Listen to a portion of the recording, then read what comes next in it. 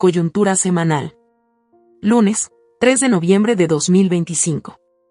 La mentira como forma de gobierno.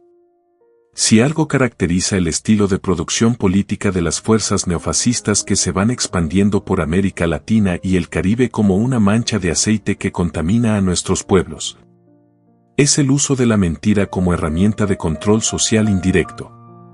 Junto a la mentira como ejercicio cotidiano se revelan gobiernos ausentes de ética, moral y sentido de la decencia. El clasismo más radical y conservador se encubre en este sentido como un reaccionario que pretende impregnar a toda la sociedad. Lo consigue, sobre todo en clases medias timoratas e individualistas que aceptan cualquier exceso de parte del Estado a cambio de una sensación de seguridad, aunque limite sus libertades y hunda en la miseria a sectores mucho menos favorecidos. El fascismo de nuestros días se asienta así en sociedades crueles, egoístas e insolidarias, producto de décadas de neoliberalismo salvaje. Desde el norte voraz, en manos de un grupo de inescrupulosos fanáticos del supremacismo racial y cultural, de la doctrina del destino manifiesto y la convicción de que América Latina y el Caribe constituyen parte esencial de su espacio vital. Las acciones orientadas a sostener un control imperial en franca decadencia los lleva a implementar todo tipo de políticas violentas e ilegales contra naciones soberanas. En nuestra América, punto de honor del imperio, los métodos de dominación se combinan y dinamizan en equivalencia directa a las dificultades que el propio imperio encuentra en la confrontación con su enemigo estratégico. China, disputa que va perdiendo cada vez más aceleradamente. La mentira como herramienta política. En estos días encontramos ya no solo amenazas genéricas y bravuconadas sino tambores de guerra, asesinatos a mansalva bajo excusas de combate al narcotráfico y acciones encubiertas, destinadas a asegurar control político y económico o provocar desestabilización y caos, según las necesidades. El imperio actúa como si fuese dueño y señor en América Latina y el Caribe, suponiendo que nadie le pondrá un freno a su sadismo y ambiciones. Sin embargo, más allá de apariencias, los mismos actos del imperio revelan su debilidad. Confundir su narrativa con los hechos sería un error, así como creer que sus amenazas se inspiran en fortalezas y no en debilidades. Necesita aparentar lo que no tiene, y no le importa sacrificar vidas a mansalva. ¿Qué fortaleza representa utilizar buques de guerra y misiles contra pequeñas lanchas pesqueras, incluso si alguna de esas naves transportasen algún tipo de ilícitos? Son actitudes criminales con el objetivo de imponer el terror en enemigos que el imperio ha definido en función de sus necesidades de despojo y control neocolonial. El eje narrativo de toda esta coreografía es la mentira, que pretende ocultar la mencionada debilidad congénita de un imperio en decadencia. Pero la verdad se revela en cada acción y, sobre todo, en sus reacciones ante las respuestas de las naciones a las cuales agrede y busca subordinar. Ante actitudes serviles, de entrega sin condiciones, como el caso de Javier Milei en Argentina o de Daniel Noboa en Ecuador, imponen la diplomacia del dólar, del aparente salvataje que solo engorda cuentas corporativas locales a cambio de la entrega de recursos estratégicos a las transnacionales o del apoyo paramilitar incondicional, como en Ecuador, para asegurar la continuidad de gobiernos funcionales a las necesidades de Washington. El Salvador es otro ejemplo, donde el FMI recibió órdenes de liberar fondos que llevaban más de 3 años congelados en negociaciones. Con imposición de ajuste estructural y afectaciones directas a programas sociales y soberanía nacional, el acuerdo dio al régimen un respiro temporal. Washington ignoró también la corrupción en los círculos de poder y las violaciones groseras de derechos humanos, en tanto convertía al país en una colonia carcelaria, impropia de un Estado soberano. En los casos donde la respuesta es altiva, soberana y de orgullo nacional, la amenaza es la guerra, la agresión, la destrucción. Minar la moral de combate, debilitar la decisión del pueblo de mantenerse unido a su gobierno, es parte esencial de las operaciones encubiertas, de los discursos belicosos, del despliegue de fuerzas militares y de las ridículas amenazas que colocan al presidente de los Estados Unidos a la altura de vulgares matones de barrios bajos en cualquier ciudad de su país. La política de las cañoneras busca imponerse al menos como amenaza en estos casos. Aquí encontramos a Venezuela, a Colombia, pero también a Cuba, víctima simultánea de un huracán devastador y del odio de Washington y sus lacayos, que ignoraron el desastre y dieron la espalda a cualquier apoyo humanitario. La Cancillería de la dictadura salvadoreña hizo gala de la misma miseria humana al anunciar el envío de ayuda material y rescatistas a Jamaica, ignorando, igual que sus patrones de Washington, a la mayor de las Antillas, que afronta la reconstrucción con sus medios y el apoyo solidario de otros pueblos. En cada caso la mentira se erige como una fortaleza, es la estructura sobre la que se asienta la ingeniería de la dominación. Crean la farsa del combate al narcotráfico fuera de sus fronteras, victimizan a la población adicta en las grandes ciudades estadounidenses, sin combatir las corporaciones locales de distribución en los Estados Unidos. Bajo el paraguas de esa gran mentira pretenden avanzar sobre el petróleo y las riquezas de Venezuela, reconquistar el control político perdido en Colombia, hasta poco antes el portaaviones territorial del imperio. En esa misma lógica de la mentira permanente sigue acusando a México de no hacer lo suficiente contra el narcotráfico y extiende poco a poco sus garras en torno a mares y tierras aztecas, amenazando silenciosamente su soberanía y condicionando su comercio exterior.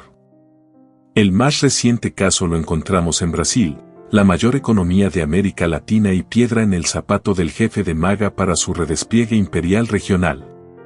Asentado en políticas de criminalización del conflicto social en zonas marginales y favelas, con la elevación arbitraria del crimen organizado de Río de Janeiro a la categoría de narcoterrorismo, el gobierno bolsonarista del Estado aplicó medidas de confrontación militar brutal sobre zonas populosas y usó el mismo criterio criminal de su alter ego del norte, solo consideró víctimas humanas a 4 policías, despreciando la vida de más de un centenar de asesinados, torturados y mutilados por las fuerzas represivas.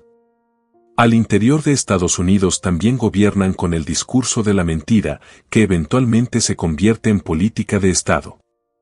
Las fuerzas antifascistas resultan así, terroristas, las manifestaciones de millones de personas contra el desmontaje del Estado de Derecho en la autoproclamada mayor democracia de Occidente.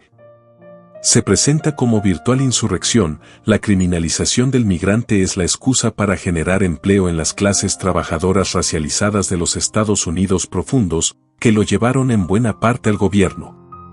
Sin la mentira como escudo su ofensiva sobre nuestra América y sobre su propio pueblo al interior de la Unión Americana no se sostendría. Mintió descaradamente el representante trumpista ante la ONU cuando pretendió evitar la derrota diplomática en el caso del bloqueo contra Cuba, y lo hizo el propio Trump a todo pulmón en el mismo escenario, negando la crisis climática como un fraude internacional. Los perros guardianes del imperio. Lo que sucede en Estados Unidos se reproduce en el continente.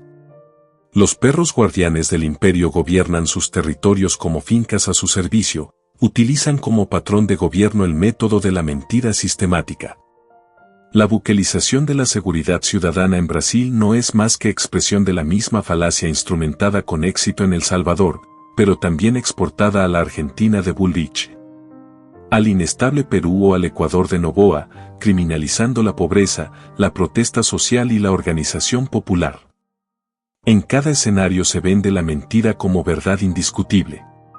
La entrega de recursos naturales como libertad de empresa, la persecución política como lucha contra la corrupción y el crimen, el control de los aparatos de justicia, los ministerios públicos y la férrea lealtad de militares y policías son elementos comunes que dibujan un esquema de dominación reconocible de norte a sur, donde las propuestas extremistas de derecha se van imponiendo. A esta altura, con más o menos publicidad, con mayor o menor difusión mediática, los mismos métodos avanzan y se implementan en diverso grado de aplicación, desde Estados Unidos pasando por sus vasallos del continente. El Salvador, Costa Rica, Panamá, República Dominicana, Trinidad y Tobago convertida en potencial cabeza de playa para la agresión militar sobre Venezuela y Colombia, Ecuador, Perú, Bolivia con el nuevo esquema de poder, Argentina, Paraguay, y habrá que ver qué resulta de las elecciones. En Chile, donde las probabilidades del fascista Kast parecen crecer al calor de los acontecimientos regionales. ¿Significa esta conformación de fuerzas que el imperio está ganando? En absoluto. Solo indica que controla gobiernos y cierta superestructura del poder desde la dependencia, el chantaje y la violencia. Esto no quiere decir que controle a nuestros pueblos. Lejos de ello, esa será la clave necesaria para organizar la lucha, la resistencia y las políticas de exitoso desmontaje de las corrientes belicistas, entreguistas y proimperialistas. Hoy más que nunca la lucha social y política desde el campo popular en cada país resulta crucial para bloquear los avances del fascismo y del belicismo, no necesariamente desde las urnas sino desde las calles, donde deberán construirse los nuevos paradigmas que permitan entonces estructurar la fuerza política electoral de base para desplazar a las fuerzas conservadoras de los ejecutivos. No existen victorias permanentes ni derrotas definitivas en el campo del pueblo. Hoy más que nunca vale la pena recordarlo y subrayar también que las cosas no suceden solas. La organización, la construcción de la unidad y la lucha resultan imprescindibles factores de triunfo. También resultan esenciales para hacer prevalecer la paz sobre la guerra con que nos amenazan los imperialistas. Prioridades inversas en El Salvador.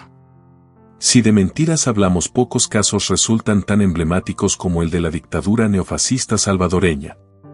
Cada elemento de la política, prácticamente sin excepción, empezando por aquel del país más seguro, se asienta en la mentira revestida de discurso oficial y culto a la personalidad. ¿Qué más mentira que el presupuesto del próximo año? El plan de gastos de la nación presentado recientemente no deja dudas sobre las prioridades del gobierno, que afirma, sin embargo, que su preocupación es el pueblo. En 2026, el ejército tendrá el presupuesto más alto de su historia, duplica el de 2019, cuando el régimen llegó al poder. Casa Presidencial acumula fondos mientras sigue concentrando funciones.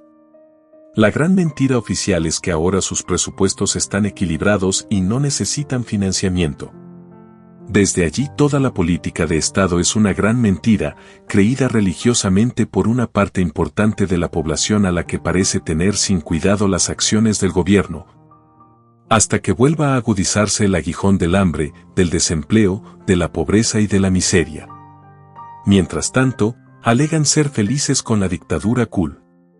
La crisis económica afecta a cada hogar en el país, y como forma de postergar las reacciones, el régimen decide adelantar la Navidad, pagar el aguinaldo anticipado a los empleados públicos y aplicar el poderoso brazo adormecedor de la propaganda. Lo cierto es que la recaudación no cubre los gastos. Los indicadores anuncian una crisis fiscal severa y más deuda que se seguirá acumulando.